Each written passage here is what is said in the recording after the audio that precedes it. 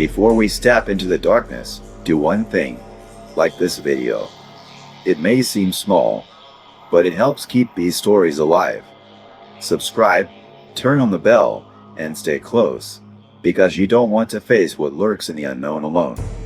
And if you've lived through a real horror, tell your story in the comments. Who knows?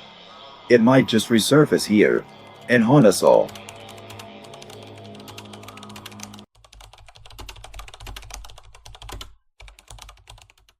Hi, my name is Anthony Michaels. I'm 29 years old, and I've worked as a park ranger at Alcuin Provincial Park for 5 years now. I've spent countless hours in the woods, patrolling remote trails, guiding visitors, and keeping the park safe. The forests here are vast, peaceful, and well, they always have been. But something happened last year that changed everything I thought I knew about this place. I've been reluctant to talk about it, but I think it's time to share. What happened during one of my routine patrols? Well, it was the kind of experience that makes you question everything you believe in. It all started on a Monday, a crisp early autumn day. When I was called into the ranger station, the reports were strange but not uncommon. Missing hikers, damaged campsites, and unsettling noises coming from the deepest part of the park.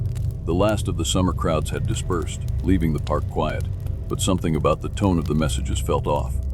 I was 29, confident in my knowledge of the park, and well past the stage where stories and rumors bothered me. Locals sometimes spoke in hushed tones about strange things in the woods, unexplained disappearances, eerie sounds, lights that didn't belong. But that was all it was to mech stories. Still, I couldn't shake the feeling that there was more to this. When I went to pick up the assignment sheet, my supervisor, Mark, stopped me. "Anthony," he said, his voice low, "the area they're talking about, it's a bit off limits." Off limits? I laughed. It's just another trail. You know, I've been here long enough to handle a few lost hikers or a bad campsite. He didn't smile, just looked at me with those tired, worn eyes. "I'm not saying you can't handle it. Just be careful. A few of the guys around here, they think something's going on in that area. Keep an ear open." "Stories, Mark," I said, dismissing it as I headed for the door. "I've been in these woods for 5 years. I've never seen anything strange. Don't worry about me." The drive to the trailhead was uneventful. The air was crisp, the kind of cold that made the fall leaves shiver as they drifted from the trees.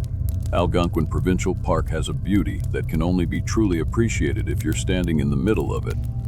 An ancient, sprawling forest with tall pines and oaks, streams running between the trees and still, reflective lakes. I knew every inch of it. But as I left the main path and entered the back country, the atmosphere began to change. The air grew heavier. The trees were thicker, their shadows longer. The usual sounds of birds and squirrels had quieted, replaced by a strange stillness that I couldn't quite explain. I attributed it to the fact that the season was changing. The wildlife was moving, preparing for winter. I told myself I was imagining things. But when I arrived at the beginning of the trail and saw the first signs of disturbance, I stopped. The campsite was abandoned, the tent torn at the seams, a fire pit filled with cold, half-burned wood. The space was disheveled, but nothing seemed immediately alarming. A beer, maybe. There were marks on the ground, scratches in the earth. A small clearing where something had been dragged. But it wasn't enough to raise red flags. I made a quick note in my journal, assuming it was a bear or some other large animal. I wouldn't be the first ranger to find a campsite like this. But when I checked the trail for signs of the hikers, I found something strange. A footprint. It wasn't a bear's. It wasn't even a human's. It was large, almost too large, with a shape that reminded me of something else, something primal. I knelt down to examine it further, running my hand over the earth where it was pressed in. The soil was soft, fresh, and the print seemed almost unnatural, as if it had been made by something walking on 2 legs, but with a gait that didn't make sense. I stood up, brushing my hands off, trying to shake off the unease creeping up my spine. Maybe it was a prank, maybe just a weird anomaly. The area had been off limits for some time, and I'd seen stranger things. Broken branches, torn tents, nothing that couldn't be explained by natural causes. Still, I couldn't shake the feeling that I was being watched. I decided to press on, hoping to find the missing hikers further down the trail. The sun was beginning to set, and I knew the forest would be even more isolating in the dark. But I wasn't scared, at least not yet. The deeper I went, the quieter it became. The air felt thick, heavier with every step, like the forest was holding its breath. The usual sounds, the rustling of small animals, the distant calls of birds, were gone. The trees towered above me, casting long, stretched shadows across the trail. And then I heard it. At first, I thought it was the wind, but there was something wrong with it. It was too rhythmic, too deliberate. Footsteps, heavy and slow, like someone or something was following me. I stopped, my heart beginning to beat faster, my breath catching in my chest. Nothing. I shook my head. It was probably just a trick of the wind, or maybe an animal moving nearby. I convinced myself of this, but the feeling didn't go away. I was being followed. I couldn't see it, but I felt it.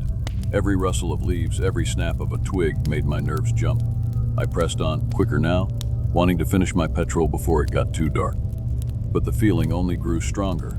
The further I walked, the more it seemed like the forest was closing in around me, the shadows growing deeper and the air thicker. And then, I heard it again, footsteps, only this time they were louder. Closer, they matched my pace, step for step. "Who's there?" I called out, my voice shaking as I spun around. Silence. Nothing. But the footsteps continued. If you thought the first part of my story was unsettling, wait until you hear what happened next. The longer I stayed in those woods, the clearer it became that I wasn't alone. What I thought were just simple noises and odd signs. They were just the beginning. I wish I could tell you I figured it out, what it was, why it was there, but I didn't. And to this day, I'm not sure if I ever want to know the truth. The forest felt different now, alive in a way that it hadn't before. The air had grown thick, the shadows stretching unnaturally long even though it was still early afternoon. As I moved deeper into the woods, my unease grew, but I told myself it was nothing. Just nerves. I was trained for this. I'd spent years in these woods, knowing every trail and creek like the back of my hand. But today, everything felt off. The first sign that something was wrong came when I stumbled upon a campsite, or what was left of one. The tent had been ripped open, the canvas shredded as if some force had clawed through it. The gear, sleeping bags, backpacks, was scattered across the forest floor. But there was no sign of the person who'd been there. No sign of struggle, no blood, just emptiness. I knelt down, running my fingers through the torn fabric, my heart pounding in my chest. There was a strange smell in the air, faint, musky, like something old, something that didn't belong here. I thought back to the journal I'd found earlier, the cryptic warning scribbled inside. "Something's following me," the last entry had said. "The footsteps don't match any animal I know." I pushed the memory away, focusing on the task at hand. I should have been smarter. I should have turned back right then. But I didn't. As the hours passed and the sun began to set, the forest grew quieter. The wind had stopped, and even the birds seemed to have disappeared. I walked in silence, the crunch of my boots on the dry leaves the only sound. But that, too, started to feel wrong. Too loud, like it was breaking some unspoken rule. That's when I heard it. A low, guttural growl. I froze, my body locking in place. It wasn't an animal sound. It was deeper, more menacing, like something that didn't belong in the natural order. I turned, scanning the trees behind me, but there was nothing there. Just the shifting shadows of the forest. I shook my head, trying to calm myself. "Get a grip, Anthony. It's just the wind. Or maybe a bear." But as I walked on, the growl came again, louder this time, closer. I didn't look back. I just kept moving, faster now, my heart thumping in my chest like a drum. I had to get back to the main trail, back to safety. The growls followed me. Every time I stopped, I'd hear them. Soft at first, then growing in volume. The sounds were so close now. I could feel them vibrating in the ground beneath my feet. It was as if something was circling me, waiting for the right moment to strike. I picked up my pace, barely glancing at the path ahead. The trees had begun to close in around me, the trail narrowing until it felt like the forest itself was swallowing me whole. The shadows grew darker, almost thick like smoke.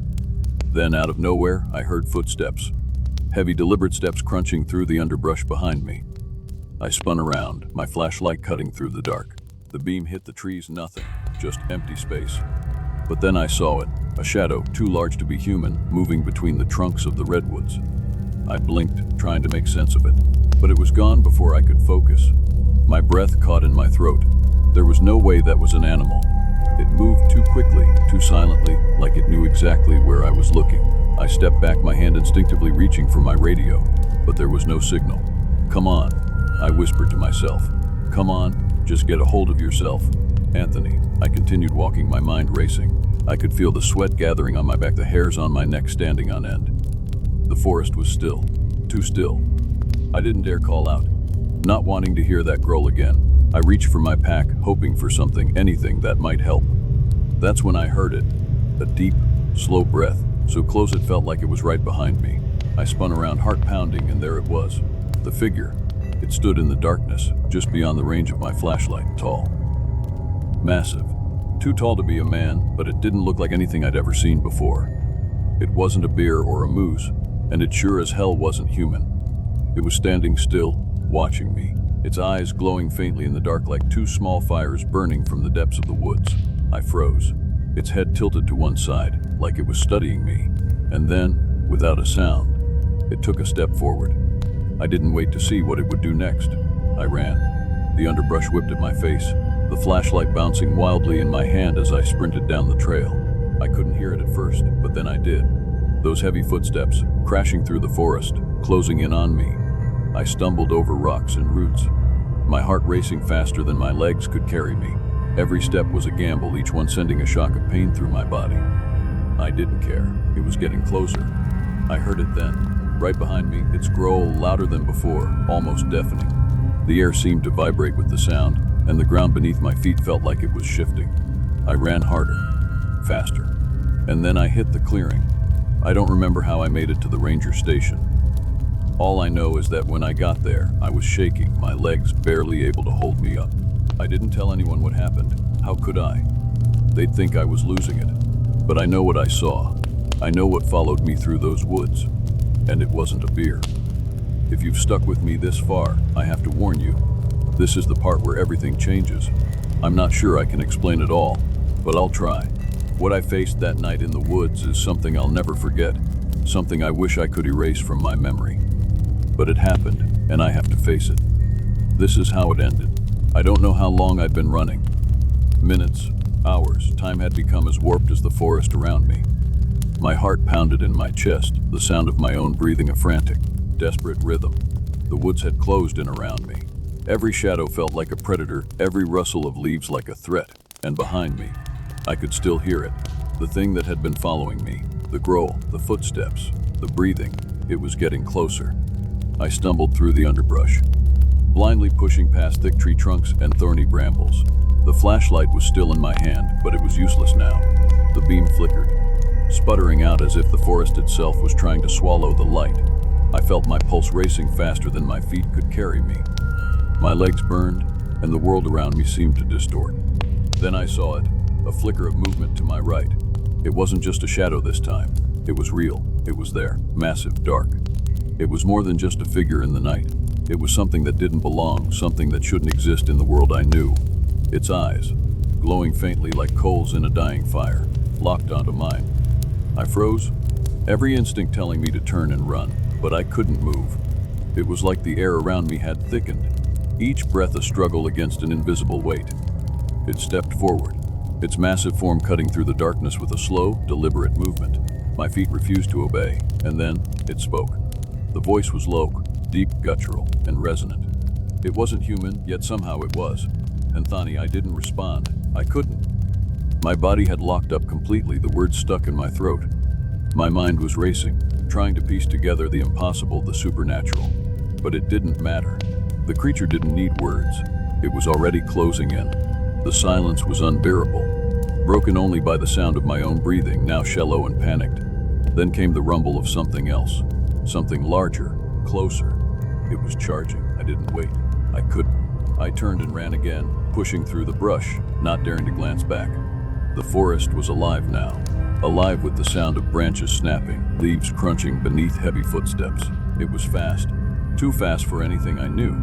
The ground seemed to shift beneath me, every step I took leading me further into a maze of trees, paths twisting into nothing. The growl grew louder, closer, and then I heard it. Not the growl this time. Not the footsteps, but something else. Something that made my blood freeze in my veins. A voice. Anthony, stop running. It was my voice. The thing mimicked me.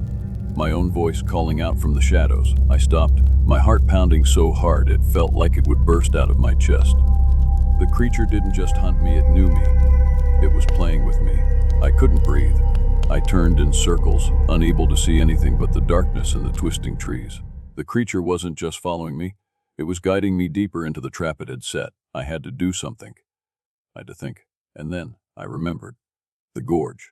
I'd passed it earlier, a narrow crevice between two rocky cliffs. It was my only chance. If I could get there, maybe, just maybe, I could use the terrain to my advantage.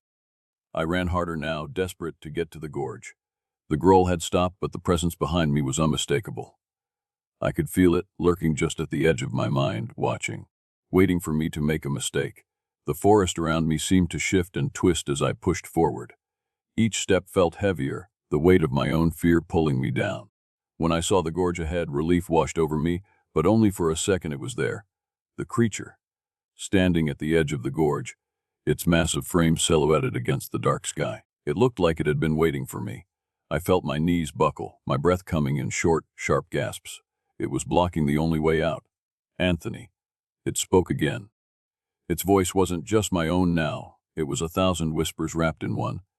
I reached for my belt, fumbling for the flare gun, my fingers shaking so badly I almost couldn't grip it. I had no other options. This was it. With everything I had left, I pulled the trigger. The flare shot into the air, casting a bright, fiery arc that lit up the sky. The creature recoiled, howling in pain as the light seared its eyes. For a moment, it stumbled back, and I saw my chance. I ran. I didn't look back. I couldn't. The creature's roar echoed in my ears as I raced toward the edge of the gorge. With every step, I felt the presence behind me, but I didn't stop. I found the narrow path that led up the side of the gorge, climbing as fast as I could. My muscles screamed, and my hands bled from the jagged rocks, but I didn't care. By the time I reached the top, I was barely holding on to consciousness.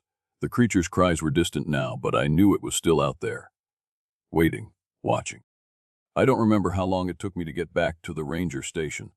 When I finally stumbled into the building, hours had passed, but it felt like days. My colleagues found me covered in dirt and blood, my face pale and wild with terror. They asked what happened, but I couldn't explain it. The words didn't make sense. They couldn't. Weeks later, I left the park. I couldn't go back. The thought of the creature, the voice that mimicked me, the way the forest itself seemed to betray me, it's too much. But it's not over. I still hear it. The growls, the voice. Sometimes it feels like it's right behind me, just waiting. And on the quietest nights, when the wind howls through the trees, I hear it calling my name again. Anthony.